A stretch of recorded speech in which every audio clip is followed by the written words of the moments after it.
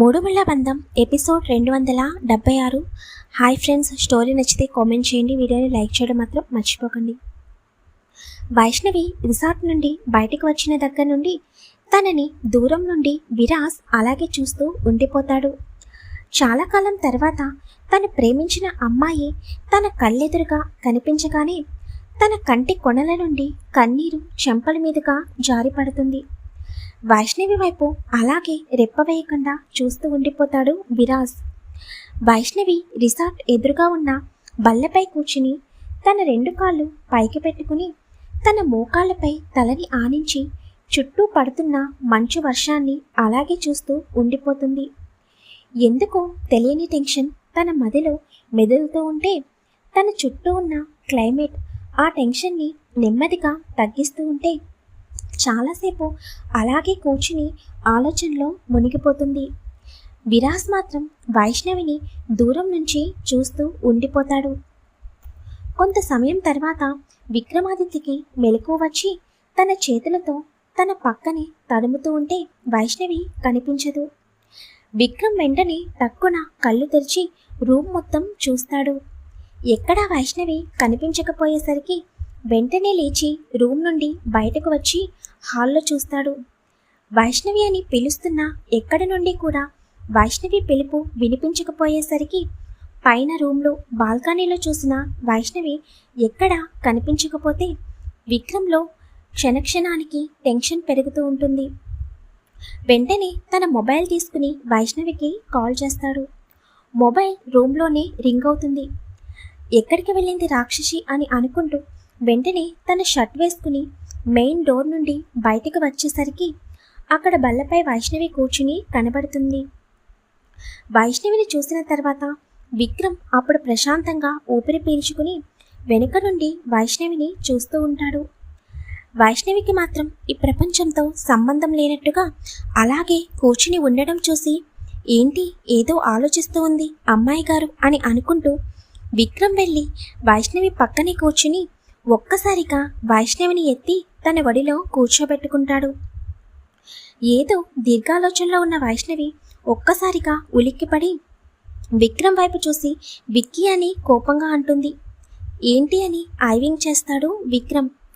విక్రమ్ ఫేస్లో కనిపిస్తున్న అల్లరికి అప్పటి వరకు విక్రమ్పై కోప్పడిన వైష్ణవి మంచులాగా కరిగిపోయి ఏమీ లేదు, సడన్గా పట్టుకునేసరికి ఎవరో అని భయపడ్డాను అని అనగానే నేను కాకుండా నిన్ను ఎవరు టచ్ చేస్తారు చెప్పు అని విక్రమ్ వైష్ణవి చుట్టూ చేతులు వేసి వైష్ణవి భుజంపై తలపెట్టి ఏమైంది మేడం గారు బయటకు వచ్చి నేచర్ని బాగా ఎంజాయ్ చేస్తున్నారు, అయినా నాకు చెప్పకుండా నువ్వెందుకు బయటకు వచ్చావు, నన్ను లేపాలి కదా అని విక్రమ్ అంటుంటే నువ్వు మంచి నిద్రలో ఉన్నావు కదా విక్కీ, లేపడం ఇష్టం లేక ఇలా వచ్చాను, అందులోనూ వ్యూ చాలా బాగుంది కదా అలా చూస్తూ ఉండిపోయాను అని చెబుతుంది.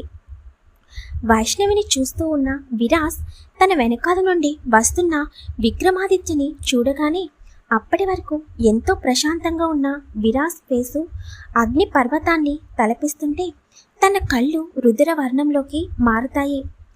ఇంకా విక్రమ్ వచ్చి వైష్ణవిని ఎత్తుకుని తన వడిలో కూర్చోబెట్టుకునేసరికి విరాస్ 2 చేతి పిడికిళ్ళు గట్టిగా బిగుసుకుంటాయి. వైష్ణవి నవ్వుతూ విక్రమ్తో మాట్లాడుతుంటే విరాస్ కొన్ని క్షణాలు అలాగే గట్టిగా కళ్ళు మూసుకుని ఉండిపోతాడు. తర్వాత కళ్ళు తెరిచి విక్రమాదిత్య వైష్ణవి వైపు చూస్తూ నేను ఉండాల్సిన ప్లేస్లోకి నువ్వు వచ్చావు విక్రమాదిత్య, తొందరలో ఆ ప్లేస్ని నేను రీప్లేస్ చేస్తాలే, ఇంకా ఎన్ని రోజులు నా వయసుతో హ్యాపీగా ఉంటావో నేను చూస్తాను అని అనుకుంటూ విక్రమ్ వైష్ణవి అంత క్లోజ్గా ఉండడం చూడలేని విరాస్ వెంటనే విండోని క్లోజ్ చేసి కోపంగా వెళ్ళి బెడ్పై కూర్చుంటాడు. అసలు విరాస్ విక్రమాదిత్య ఉన్న ప్లేస్ దగ్గరికి ఎలా వచ్చాడో చూద్దాం. విరాస్ ఢిల్లీ చేరుకున్న తర్వాత అక్కడి నుండి తెల్లవారుతుండగా మనాలికి చేరుకుంటాడు. మనాలికి వచ్చిన తర్వాత వెంటనే తన టీంకి విక్రమాదిత్య నెంబర్ని సెండ్ చేసి లొకేషన్తో షేర్ చేయమని చెబుతాడు.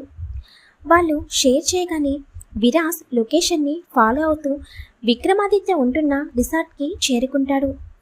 రిసార్ట్కి వచ్చేసరికి లొకేషన్ ఎండ్ అవ్వగానే విక్రమాదిత్య ఆ రిసార్ట్లోనే ఉన్నాడని అర్థమవుతుంటే ఆ రిసార్ట్కి ఎదురుగా ఇంకొక కాటేజ్ కనిపిస్తుంటే వెంటనే ఆ కాటేజ్ని బుక్ చేస్తాడు విరాజ్.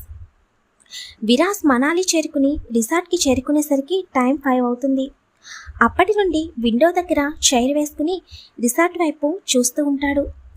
ఎప్పుడైతే వైష్ణవి రూమ్ డోర్ ఓపెన్ చేసి రిసార్ట్ బయటికి వచ్చిందో విరాజ్ వెంటనే విండో దగ్గర లేచి నుంచుని వైష్ణవి వైపు అలాగే చూస్తూ ఉండిపోతాడు.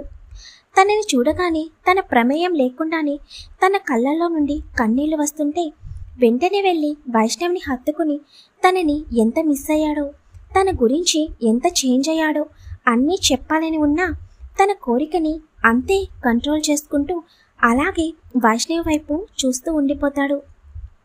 విరాజ్ బెడ్పై కూర్చోగానే తన కళ్ళల్లో వైష్ణవి విక్రమాదిత్య క్లోజ్గా ఉన్న మూమెంట్ కనిపిస్తుంటే విరాజ్లో క్షణక్షణానికి కోపం పెరిగిపోతూ ఉంటుంది. వైష్ణవిని ఇంకా చాలాసేపు చూడాలని ఉన్నా తన పక్కనే విక్రమాదిత్య ఉండడం విరాజ్ భరించలేకపోతున్నాడు. లేదు, నా వైషు పక్కన నువ్వు ఉండడం నేను అస్సలు సహించలేకపోతున్నాను. ఎంత త్వరగా వీలైతే అంత త్వరగా నిన్ను నా వైషు నుండి దూరం చేయాలి. నీ నుండి నా వైషుని దూరం చేయడం కష్టమే కానీ అసాధ్యమైతే కాదు. అలాగే నిన్నస్సలు తక్కువ అంచనా వెయ్యలేను. నువ్వు వైష్ణవిపై ఎంత ప్రేమ పెంచుకున్నావో నీ మాటల్లోని నీ చేష్టల్లోని నాకు అర్థమవుతుంది. కానీ మా మధ్యలోకి వచ్చింది నువ్వే విక్రమాదిత్య. ముందు నుండి వైష్ణవి లైఫ్లో ఉంది నేను. అసలు నీకు నా గురించి తెలుసా? వైష్ణవి నా గురించి నీకు చెప్పిందా? పర్వాలేదు, తను చెప్పకపోయినా రేపటి నుండి నేనెవరో నీకు పూర్తిగా తెలుస్తుంది. మనిషి కనిపించకపోయినా నీకు టార్చర్ ఏంటో నేను చూపిస్తానుగా. నీ అంతటా నువ్వే వైష్ణవిని వదిలేసేటట్టు చేస్తాను. రెడీగా ఉండు అని మళ్ళీ వైష్ణవిని చూడాలని అనిపిస్తుంటే బెడ్ మీద నుండి లేచి విండో దగ్గరికి వెళ్ళి బయటకు చూస్తాడు. ఇంకా వైష్ణవి విక్రమాదిత్య అక్కడే ఉండి మాట్లాడుకుంటూ ఉంటారు. విక్రమ్ వైష్ణవి వైపు చూసి, ఇంత మార్నింగ్ అసలు ఎందుకు బయటకు వచ్చావు? మళ్ళీ కోల్డ్ చేస్తే హెల్త్ డిస్టర్బ్ అవుతుంది పద అని చెప్పి వైష్ణవిని తన 2 చేతులతో ఎత్తుకోగానే విరాజ్ కోపం పీక్స్లోకి వెళ్ళిపోతే వెంటనే తన పాకెట్లో ఉన్న గన్ తీసి విక్రమాదిత్యకి గురి పెడతాడు. మళ్ళీ గన్ని హోల్డ్ చేస్తూ, నువ్వొక్క బుల్లెట్తో చావడం నాకు ఇష్టం లేదు విక్రమాదిత్య. నీకు టార్చర్ అంటే ఏంటో చూపించకుండా నేనెలా ఊరుకుంటాను అని కోపంగా విక్రమాదిత్య వైపు చూస్తూ తన గన్ని తీసుకుని పాకెట్లో పెట్టుకుంటాడు. విరాజ్ ఎదురుగానే విక్రమ్ వైష్ణవిని ఎత్తుకుని రూమ్లోకి తీసుకుని వెళ్ళిపోతాడు. వైష్ణవిని రూమ్లోకి తీసుకుని వెళ్ళి బెడ్పై దించి తన పక్కనే చేరి, ఇంకొకసారి నాకు చెప్పకుండా బయటికి బయలుదేరావంటే అస్సలు ఊరుకోను వైషు. ఎంత టెన్షన్ పడ్డానో తెలుసా అని కోపంగా అంటాడు విక్రమ్. అదేంటి, ఇప్పటి వరకు నాతో బాగానే మాట్లాడావుగా, ఇప్పుడెందుకు సీరియస్ అవుతున్నావు అని అనగానే, అంటే బయట అందరి ముందు నా భార్యపై సీరియస్ అవ్వమంటావా అని అంటాడు విక్రమ్. బాబు మహానుభావ, నువ్వు నాపై సీరియస్ అవ్వద్దు కానీ ఈరోజు ఎక్కడికి వెళ్దాం అని అడుగుతుంది వైష్ణవి.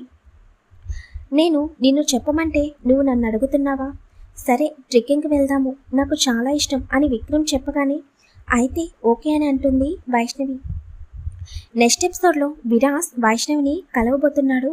మరి వైష్ణవిని కలిసిన విరాజ్ ఏం చేయబోతున్నాడు? కామెంట్ చేయండి, వీడియోని లైక్ చేయండి, షేర్ చేయండి, ఛానల్ని సబ్స్క్రైబ్ చేసుకోండి. Thank you very much.